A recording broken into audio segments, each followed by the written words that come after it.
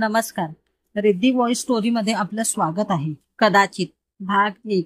कथेतील पात्रांची नावे काल्पनिक असून त्याचा वास्तविक जीवनाशी काहीही संबंध नाही. तरीही नावे इतर कोणाशी मिळती जुळती असल्यास हा निव्वळ योगायोग समजावा.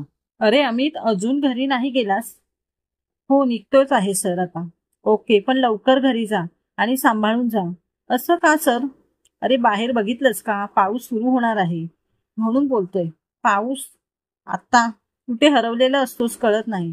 आज तारीख किती आहे माहित नाही वाटते तुला? नाही सर, खरंच नाही माहित. अरे माणसा, आज 7 तारीख 7 जून. आज पावसाची सुरुवात होते एवढं तर माहित आहे ना? त्यावर अमित काहीच बोलला नाही. पुढे सर बोलले, चल निघ लवकर. पाऊस बघ किती धरलाय. कधीही सुरुवात होईल. छत्री आहे ना? पण अमित कुठेतरी दुसरीकडेच हरवला होता. सरांच्या हे लक्षात आले. ते मनात बोलले, जाऊ दे, हा काय माझ्याकडे लक्ष देणार नाही. त्यापेक्षा मीच जातो, राहू दे याला एकट्याला.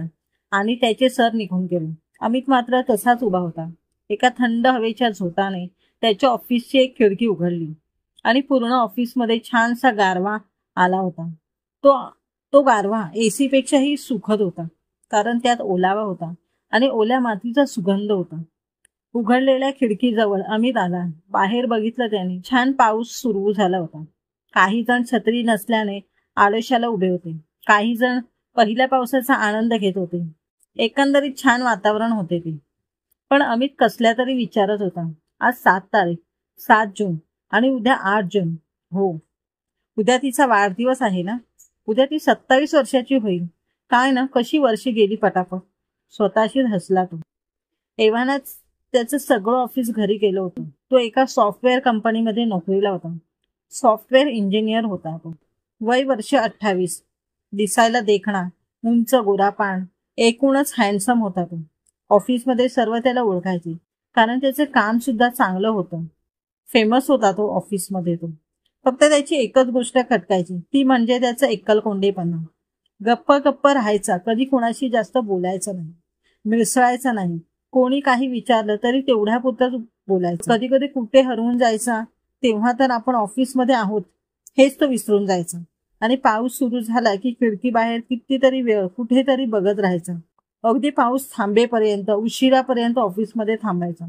कधी कधी घरी सुद्धा जायचं नाही. अगदी विचित्र वागायचा. परंतु सगळ्यांना माहिती होते की तो वेडा नाहीये, त्यामुळे त्याला कोणी काही बोलायचे नाही. पण अमित असा नव्हता पहिला. संध्याकाळचे 7 वाजले होते. वॉचमन ऑफिसमध्ये कोणी आहे का बघायला फिरत आले. लाईट्स बंद करत होता. 4थ्या मजल्यावर त्याला अमित दिसला. हे साहेब आज पण इकडेच राहणार वाटतीया, असे बोलून तो खाली निघून आला.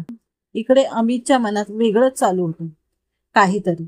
पहिला पाऊस तिला पण आवडायचा ना? ती पण कुठेतरी भिजत असेल ना आता? कुठे असेल ती? तिच्या इकडे सुद्धा पाऊस पडत असेल का? आज इकडे असती तर छानपैकी पावसात भिजता आले असते तिला ना. इकडे असती ना, मग ती माझ्या जवळ पण असती आज. ती म्हणजे अमितची बेस्ट फ्रेंड. ती म्हणजे अमितची कुटुंब. ती म्हणजे अमितचं सर्व काही होतं. अमित कोल्हापूरहून मुंबईमध्ये आला होता इंजिनिअरिंग करण्यासाठी. एकटाच. कोणी नातेवाईक नव्हते मुंबईमध्ये. आणि ती त्याची मुंबईमधली पहिली फ्रेंड्स होती. ती म्हणजे समू. हे काही तिचं खरं नाव नव्हते, पण कॉलेजमध्ये तिला सगळे समूस असेच म्हणायचे. आणि अमितच्या ॲम हे नामकरण करण्यामागे तिचाच हात होता. तर त्याची ओळख झाली होती ती कॉलेजमध्ये पहिल्याच वर्षाने. पहिल्यातला अमित म्हणजे डोक्यात सुसाट वारा भरलेला मुलगा. चंचल, बडबड्या, थोडासा मस्तीखोर, पण मनाने मात्र सगळ्यांना मदत करताना सतत पुढे. धडपड होती अगदी. प्रत्येक नवीन गोष्ट आपल्याला आलीच पाहिजे या वृत्तीचा तो. उत्तम डान्सर होता. डोक्याने हुशार असल्यामुळे चेसला त्याला कोणी हरवायचे नाही असा तो अमित. त्याला अनेक गोष्टी आवडायच्या, पण 2 गोष्टी तो मनापासून करायचा. पहिलं म्हणजे पावसात भिजणं आणि दुसरं पावसावर कविता करणं. पावसासाठी अगदी वेडा होता तो. पाऊस सुरू झाला की नुसता धावत सुटायचा भिजायला. त्यामुळे आई वडिलांची अनेक वेळा त्याने बोलणी खाल्ली होती, पण ते तेवढ्यापुरतंच. नंतर परत सुरुवात.